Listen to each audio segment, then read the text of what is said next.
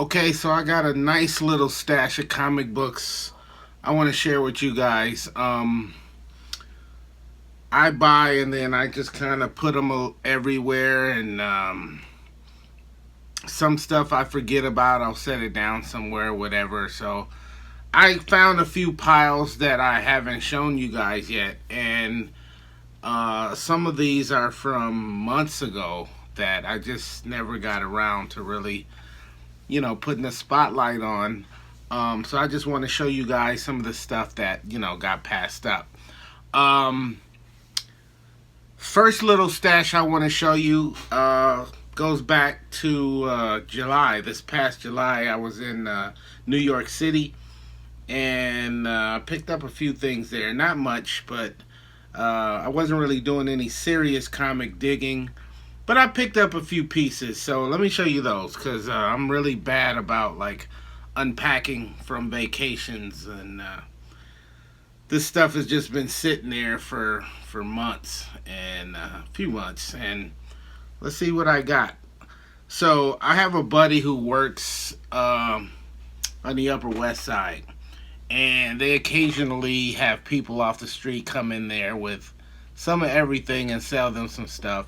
So they bought a small stack of comic books from some guy on the street, and then I in turn bought a few of those from them. So let's see what I got. First one I picked up was X-Men number 196. Um, there wasn't a whole lot in that stack that I was interested in, so I just picked up some that looked like they might be interesting. I will more than likely get rid of these, sell them in a lot, or maybe just pass them along to somebody who might dig them. I also picked up issue number 200 there of the X-Men, issue number 205, as well as issue number 207, the famous John Romita Jr. cover. That's pretty popular. So those what I picked up from my buddy's store. Um, I was hanging out in what do you call it? What's what is the name of that area down?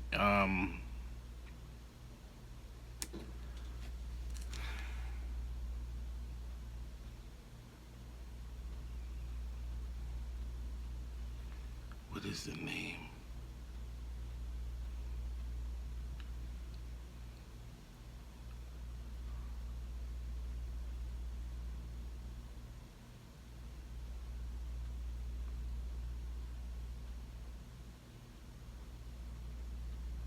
What is the name of that?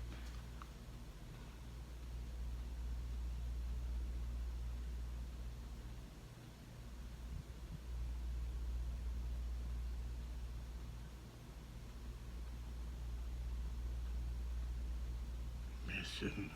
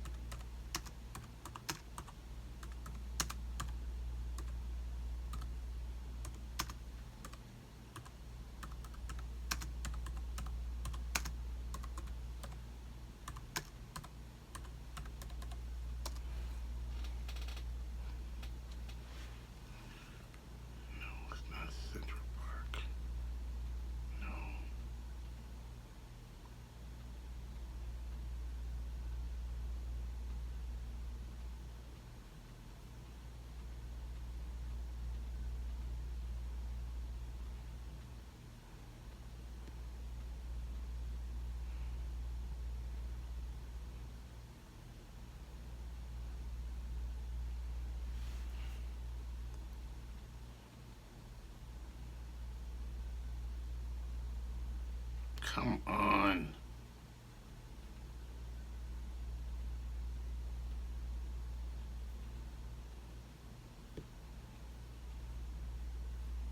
Union Square.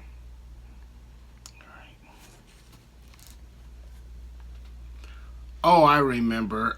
Union Square. So I was hanging out in Union Square, and on this particular day, there were a bunch of vendors um, set up and selling some of everything. And there was this one guy, and I saw he was selling comic books, and he was the I can't remember if he was the writer. I believe he was the writer of this book.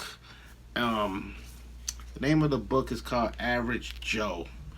And so I was hanging out. He was like a black comic creator, and I wanted to know, what these comics were about. He had, I think, maybe 3 different comics, but this was the only one that really kind of, stood out to me, because it kind of gave me that. I don't know. I don't know if that would be a vigilante type vibe. I have not opened this, but I just remember the guy was saying like it was $15, and I'm like, $15? What are you, nuts? And then he was kind of talking about um how you could get the other ones for free digitally if you bought the copy or something like that, which I'm not interested in any digital stuff. But anyway, I decided I was going to pick up this overpriced comic book. But I figured since I'm going to spend money, support this guy, and pay this much for a comic book, then I was going to speak my mind. And I'm like, where do you get off trying to sell a comic book for $15? And he was just like, well, I got to pay all of these people and an artist and this and that and blah, blah, blah. And that way I was like, so what? Nobody cares if you have to pay all this extra. If I go into a comic book shop and I see your book and it's right next to a bunch of books that are $3.99, why in the world would I pick yours up? And he was just giving me all this, these, excuses or what his reasoning. And I was just like, man, that's not really gonna fly. That's ridiculous. If you can't afford to be, slightly competitive, what's the use? So I think I pretty much bought the book to speak my mind without holding my tongue. So I figured, why not? You know what I mean? So we didn't really see eye to eye on any of that stuff. But I'm hoping that when I do crack this book open, I'll at least enjoy it. But I guess we'll have to wait and see. This next little stack, I got these online somewhere. No, I got these online somewhere, and I got a real good price. So I bought a handful of these because I have been reselling some of these. If you like Vaughn Bodie and Mark Bodie, that's pretty much what these are. This is the man from Vaughn Bodie, issue number 1. I've bought a few of those. I've sold a few of them. Here's Cheech Wizard. What is this, number 3? Number 3, I think that's the last one I have. And I own all of these too. And if you've watched any of my past comic videos, maybe from as far back as a year ago, year and a half ago, I love my undergrounds. And so I pick those up whenever I can. I have a lot of those. This is Cheech Wizard number 4. And these were all in like excellent high grade, condition, but I would have taken them. However, then let's jump over to Mark Bodie, and this is Miami Mice, issue number 1. I bought a few of those. I've sold a bunch of these. Miami Mice number 2 by Mark. Then we have Miami Mice number 3 by Mark. And then we have issue number 4. And I bought a few of those. So I got a really good price on these books, and that's cool. There was even some, what issue was it, number 1? There were some issues of number 1, I believe, that had like a floppy record in it, like a song that came with the comic book. But those, I sold those pretty quick. Now let's move on. I'm trying to speed through this so this video isn't an hour long. What store is this from? Ah, yes, this is wait a minute, let me show that one a little later. This is from Ash Avenue Comics. They're in Tempe, Arizona. My good buddy Drew owns that store. I hadn't been down there in a little while, and I got to go down there and find some really cool stuff. So let me show you what I got out of there. This is an issue of The Exiled. This is issue number 1. Now, I don't know what Exiled is or any of that stuff. I strictly bought this comic book because of the art of Jim Mahfood, who I really enjoy his art. I'm more so of a fan of his older art, more so than his newer stuff. Now, Jim was living here in Phoenix back when I moved here in '98, and he used to do a lot of comic art, comic strips in different magazines and newspapers around the city. And he's like a hip-hop head, hardcore comic and music lover. So his art back then I was really cool. I have a big stash of his books, and figured I'd pick that up just on the strength of the stuff that I've seen in the past. And check this out. It's like, what does that say? Wesley Snipes back there. So I'm not sure what's going on here with this book. Oh yeah, this is a Wesley Snipes comic, it looks like. Wow, that's crazy. I'm looking forward to reading that. Then here's some things, and I found that in the dollar box, and I'm going to show you the other books that I also found in the dollar box that I'm looking forward to. This is issue number 3 of Dead Eyes. I don't know anything about this book, but of course, as I've said 100 times before, I flipped through it, love the art, gotta check this story out. So based off of this book, I'll see if I need to find the other issues in that run. This is 12 Reasons to Die, issue number 4. A rap comic by Ghostface Killah. I actually just recently parted with my entire run of this. But when I see rap comics, I gotta grab them. I might put this in a lot with some other rap books eventually and sell them as a lot. But there are some that I dig, and some, you know, if somebody's like really dead set on having that run, which happened with my run of this, so I went on and sold those off. Now here's a book, One Hit Wonder. This is issue number 1, I believe. Or is this the last issue? Oh, issue 5. This is the last issue.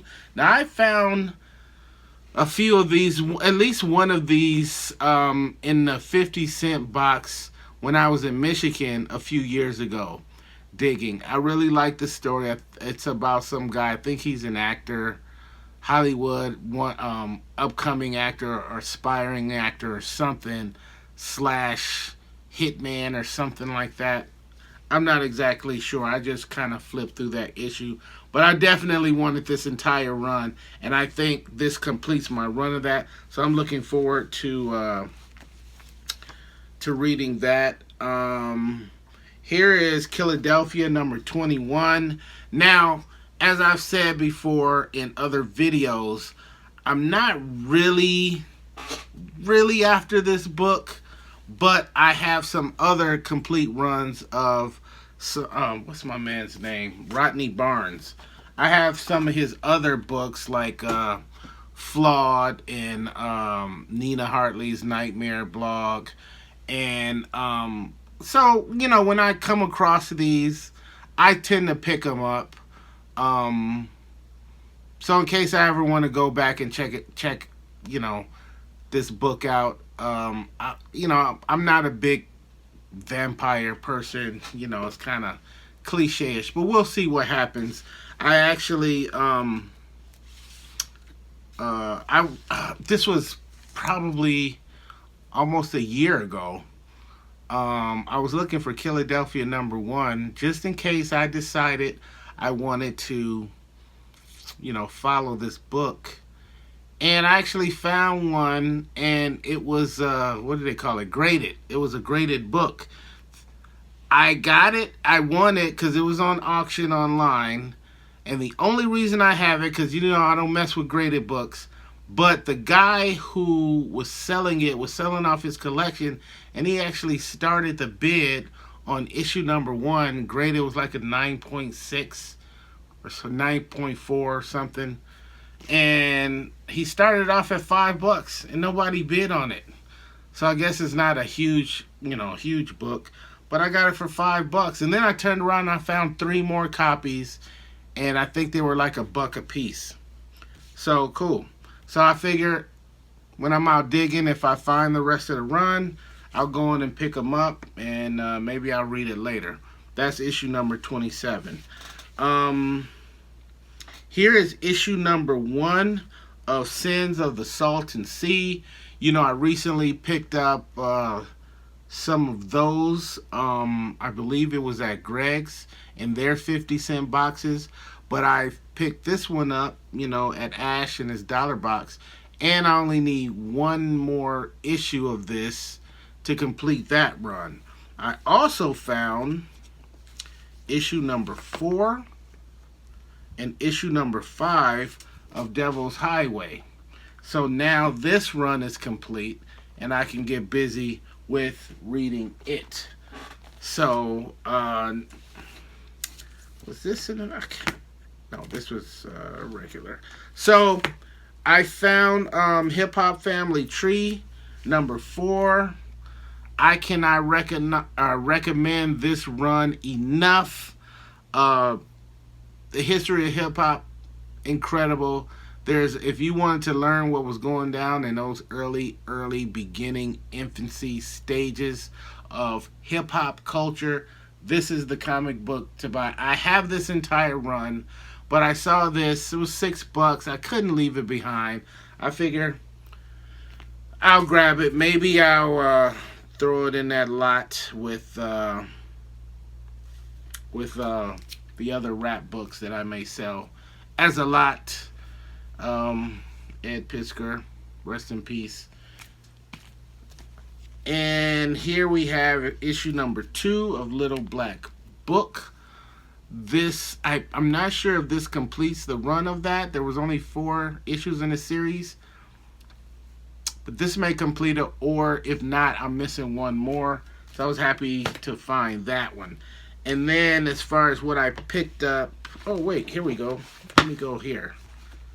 There's issue #4 of Little Black Book. So yes, I definitely completed that run. Now here's a book I found. This was also, and I paid full price for those. That was in the back issue section. Back to the dollar box. Oh, wait a minute. 1, 2, 3. Okay, so these books were actually free that I got at Ash Avenue. He had a box of comic books. I guess they were maybe slightly damaged, but I don't know. I couldn't tell. What is this book even called? Metal Society #4. I'm assuming it's about robots. Then we have Farsi #3. That looked real interesting. We have Flawed #2. I have this entire run, But I saw it in there and I just thought I'd grab it. Maybe I'll pass it along to somebody. Plus the cover is pretty cool. You will see that cover in yet another video. More on that later. We have Specs #1, and we have Prodigy #4, which is a book that I am actually collecting, trying to find that run. And those were free from Ash Ave. And then another new book I bought was Old Dog Operations. Now, when this book was actually still on the shelf, I bought every copy. I think they only went up to like maybe 6 issues, somewhere in there. But it just kind of stopped. No, I did not start reading this run yet. But the book kind of reminded me of that book Red, Retired and Extremely Dangerous, which I'll be talking about that more in depth later. But this was like a one-off, pretty thick book. How many pages is this? One of those thick pages. It was like $8 for this book. But since I'm following that, I figured I would grab it. So I did. Let me show you this one. I'm not sure where I picked this up at, but you know, I love Frank Miller. This is issue #1 of Sin City, The Yellow Bastard. And I've picked up, you know, the Sin City run issues here and there.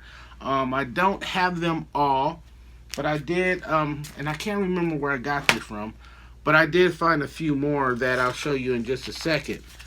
Now, let's hop over to, this was some store called Book Off. I'd never been there. It's a Japanese-owned store. Me and a buddy of mine, he knew about it, so we stopped in there. It was really cool. They had records, movies, CDs, Blu-rays, toys, a ton of video games, a ton of regular used books, and they had a bunch of comics, all dollar box comics. So I grabbed some stuff out of there. Want to show you that one, Niobe. You'll see that one again in a later video. This is Iron Man #17. You'll see that one in a later video. And then I was able to pick up some issues of Thief of Thieves to add to that run. Issue #7, issue #8, issue #10, and then issue #11.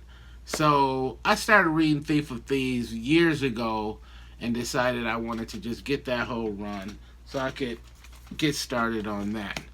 As I mentioned earlier, you know I love my underground comics. I don't know if this is officially an underground comic, but this definitely caught my attention. This is a book called Attitude Lad, and this is like issue #2, and it definitely says for mature readers, slave labor graphics. So for a buck, I had to grab that one. I'll check it out soon and see what happens. And then another interesting book I found in there. This is issue #1 of Codename Danger. I've never seen this book, and I've never heard of this publishing company, which is, what's the name of this place? What's crazy is all of the issue information and the year and all of that stuff is all the way in the back of the book. So this is Codename Danger, Lodestone Publishing out of Brooklyn, New York. And this is 1985, issue #1. And you can't really tell through this video, but this book has just this old, grimy, dirty feel to it. Even the books back in '85 looked more polished than this, and this one is just it comes off as being a lot older than it actually is. And then the colors, whoever colored this thing did a really good job, and it just stands out from most of the books that were being released, in 85. So this was cool. We'll see what happens with that one. This one, I must have pulled this out and had it land to the side. This is issue number 1 of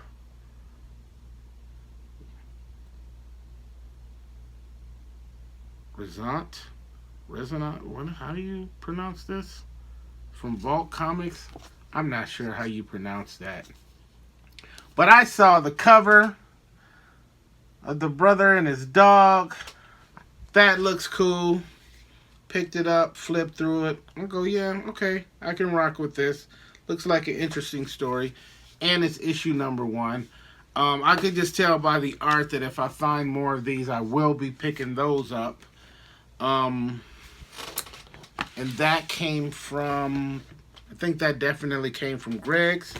And then this last stash, oh yeah, this is Greg's too. But these were 2 different visits. So I went back to Greg's a few days ago, and let's see, I was able to add some more of the Sin City books. So here was issue number 2 of Sin City, A Dame to Kill For. Issue number 4. And then issue number 5. I think I paid $4 a piece for those. And then if we go over here, to Hell and Back, issue number 3 out of a 9-issue run, and that was $3. And then let's see what I pulled out of the 50-cent bins. Here's a book called Panther.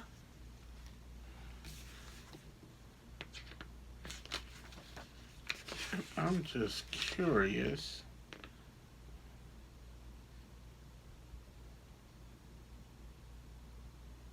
$20.22. This is issue number 2 of Panther. I saw this one. This looks like a fun book to read. This is called Pop Star Assassin. Check out that cover.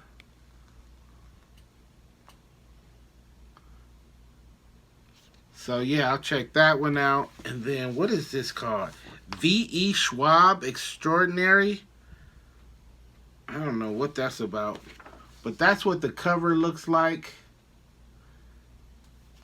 This is issue 00. Art is cool in there. And then that's another issue of it. But this is issue number 1. No, this is issue number 2 of that book. Unfortunately, they didn't have number 1. So I'll check that out. Now here's a book I've shown you before in my Corbin videos. This is issue number 4 of Banner. Art by Richard Corbin. Art and story by Richard Corbin. Yes, I have this already, but I just couldn't leave it there. I had to have it. Yeah, I'm going to pass that along or put it in a Corbin lot because I have a lot of extra Corbin. If you're looking for Corbin books, hit me up. But I had to grab that one. And then this is issue number 1 of Terror Inc. I like my horror comics. And then I even grabbed a couple of issues. I don't even know how you pronounce this. Epitapis? I don't know. From the Abyss. Somebody help me out with that. Now, yes, this is a brand new book right off of the shelf. Make sure I know what I'm talking about. Yeah, 2024. I think this might be an early issue. Like, what issue is this? Number 1. Issue number 1. Now, you might be thinking, what is that doing in the 50-cent box? Well, apparently, these arrived at the store damaged. And I don't know if you can really see, but they got some serious spine ticks. I didn't even know what a spine tick was until maybe a year ago or two. This is nothing that would stop me from buying a comic book ever. Regular price $4.99. Damage with spine ticks 50 cents. I'll take that all day, every day. Wish every day could be like that. And yeah, so that was my latest stash that goes back from July all the way up until a few days ago. So I just wanted to show you guys that, let you know what I've been picking up, added to the many stacks that's been laying around here, and hope that I can read these books sooner than later. That's all I got for you. Thank you guys for hanging out. This is Daryl D, and I'll see you guys next time. Be safe out there.